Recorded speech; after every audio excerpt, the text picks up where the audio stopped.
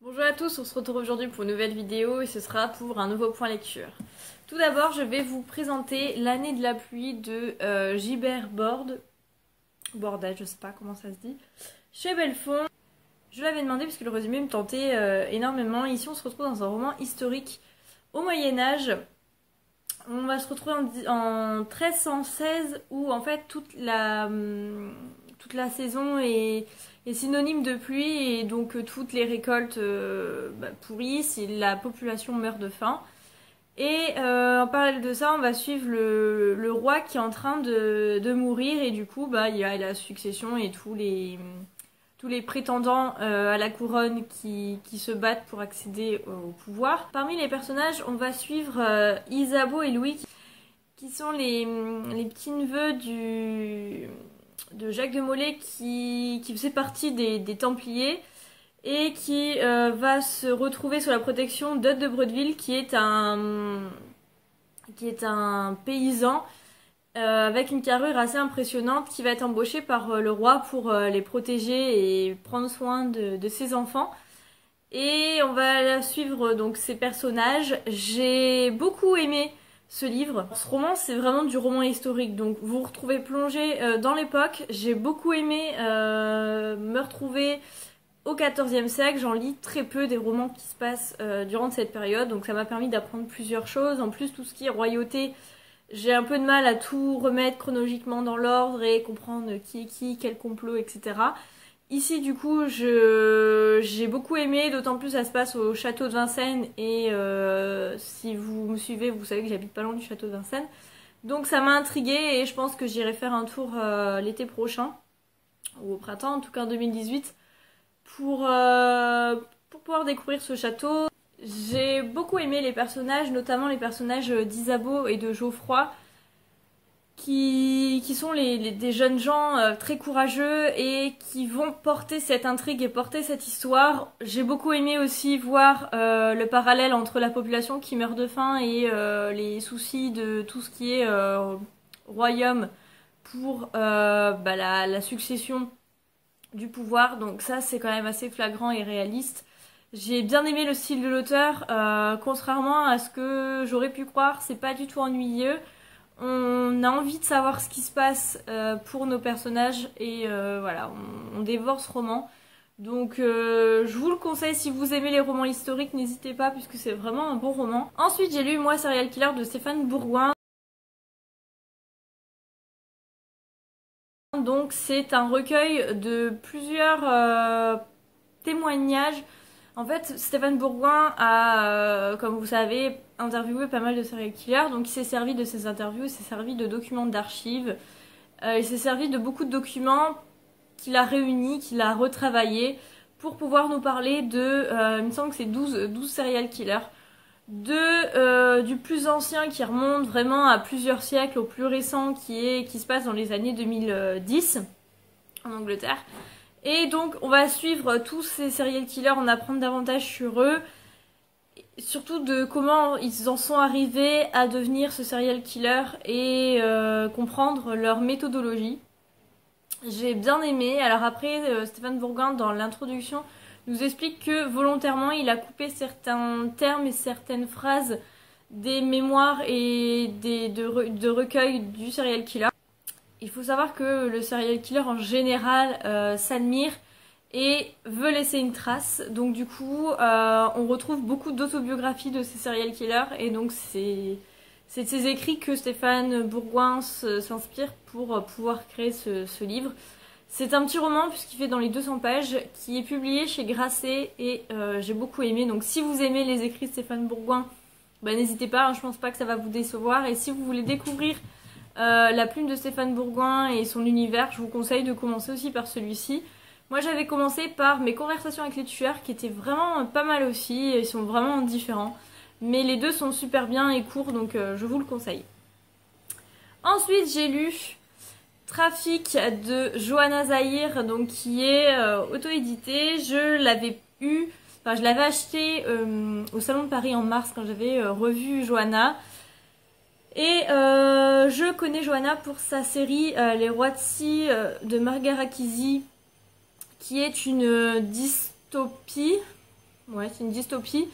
Dont le 3e tome est sorti, il faut absolument que je me procure.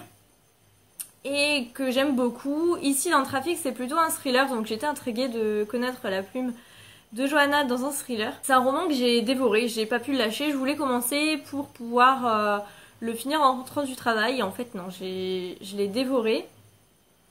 C'est un roman plutôt, je trouve, young adulte. Alors je sais pas si c'est la plume de Johanna qui fait ça, parce que déjà dans Les Rois de Scie, ça fait vraiment young adulte. Mais ici, je pense notamment par rapport aux relations des personnages, j'ai trouvé que c'était plus tourné vers young adulte, mais bon, voilà, après les adultes peuvent aimer, hein, la preuve, j'ai bien aimé. Ici, on va retrouver une bande armée de 4 jeunes qui vont rentrer dans la maison de Léonard Ken et qui vont prendre en otage sa fille. En fait, ils veulent le tuer et sa fille, Dylan, va se porter otage en entendant que le père fournisse l'argent dû. Et donc on va suivre ces 4 personnages et Dylan dans une prise d'otage assez particulière.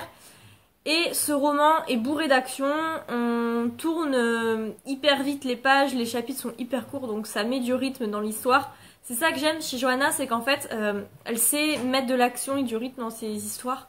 Et du coup ça donne envie de tourner les pages et de lire ces romans d'une traite. Heureusement ils sont quand même assez courts. Et donc ici j'ai bien aimé le personnage de Dylan, j'ai beaucoup aimé. J'ai bien aimé aussi le personnage de Jeeves, je sais pas si ça se dit comme ça. Qui est un personnage torturé, qui est quand même qui a une histoire et que j'ai beaucoup aimé. Après l'intrigue en elle-même n'a rien d'extraordinaire. Par contre l'intrigue est hyper haletante.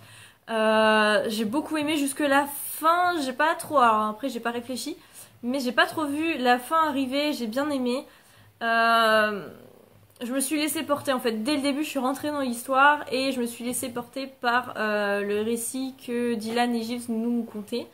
Donc voilà, je vous conseille énormément Johanna, que ce soit pour sa saga Dystopie ou pour ça. Et enfin, j'ai lu La danse des fauves de Yann Vudry chez Libri Nova. Et c'est ma déception de ce point lecture. Oui, j'ai eu 3 bonnes lectures, je peux pas avoir un point lecture excellent, c'est pas moi. La danse des fauves raconte l'histoire d'un nouvel attentat qui se passe au Bruxelles dans un club libertin. Donc voilà, c'est le début du résumé, c'est le début de l'histoire et ça me tentait plutôt pas mal. On y parle d'un roman policier ancré dans la réalité. Et voilà, le résumé me tentait énormément, c'est pour ça que j'avais demandé ce roman et que Libri Nova me l'a gentiment envoyé. Mais j'ai été un peu déçue, notamment par la plume de l'auteur. En fait, j'ai été un peu perturbée par l'écriture de l'auteur. On y sent son point de vue, notamment politique, religieux, qui est pas forcément... que j'ai pas forcément compris et été d'accord avec l'auteur, donc j'ai eu beaucoup de mal. J'ai quand même fini l'histoire parce que je voulais savoir qui étaient les auteurs de cet attentat à Bruxelles. Mais voilà, j'ai trouvé que l'auteur était un peu borderline sur certains sujets. Ou alors c'est peut-être moi qui ai mal compris ce que voulait dire l'auteur, mais en tout cas, voilà, j'ai pas trop apprécié cette histoire. Je sais que comme Séverine qui est pas trop roman très réaliste, notamment avec les attentats, c'est même pas la peine parce que là on est en plein dedans. On y parle aussi de mafia albanaise. Donc voilà, c'est pas ce à quoi je m'attendais. Je pense que c'est pour ça en ce moment que je suis déçue, c'est que j'ai très envie d'un roman. Je pense que je lis trop de résumés peut-être qui me donnent envie et au final ça est quand même assez décalé. Donc j'ai pas trop envie de vous le conseiller quoi. Mais je pense que de toute façon, rien qu'avoir mon avis, vous avez pas trop envie. Après, si vous n'êtes pas dérangé par tout ce qui est mafia albanaise, réseau terroriste, c'est mieux. Vous pouvez y aller. Moi, c'est pas le terroriste qui me dérange parce que j'ai les fauves dans ma pelle qui me tentent énormément. J'ai même un peu peur de lire par rapport à ça. Mais c'est plutôt positif. Ici, j'ai pas été emportée par l'histoire, j'ai pas trouvé ça du tout réaliste. Enfin, si, j'ai trouvé ça réaliste, mais j'ai trouvé que l'auteur mettait trop son point de vue dans la description de la réalité et des faits. Donc ça m'a un peu gênée, mais voilà, je l'ai quand même lu. Il est court, hein, il fait pareil dans les 200 pages. En ce moment, j'essaye de lire des romans assez courts. Mais voilà. Mais bon, vous avez déjà les 2 romans papier que je vous conseille énormément. Un thriller, un historique. Et puis l'autre livre plutôt biographique qui est Moi, serial killer de Stéphane Bourgoin. Donc ça va, sur 4 lectures, je vous en conseille quand même 3. Donc c'est déjà pas mal. Plutôt des styles différents en plus, donc c'est plutôt bien. Au moins il y a de tout. Et puis voilà. On se retrouve très prochainement pour ma palle d'hiver, puisque là je la tourne de suite, comme ça vous l'aurez pour soit jeudi ou vendredi, je sais pas encore quand est-ce que je pourrais la mettre en ligne, je pense jeudi puisque c'est l'hiver. J'arrête de parler, je vous laisse aller en commentaire pour me dire si l'un de ces livres vous tente. Me dire aussi ce que vous lisez en ce moment, si vous lisez des romans plutôt de fête, de Noël, ou alors des romans qui n'ont rien à voir avec cette période. En attendant, je vous souhaite de très bonnes lectures. Ciao!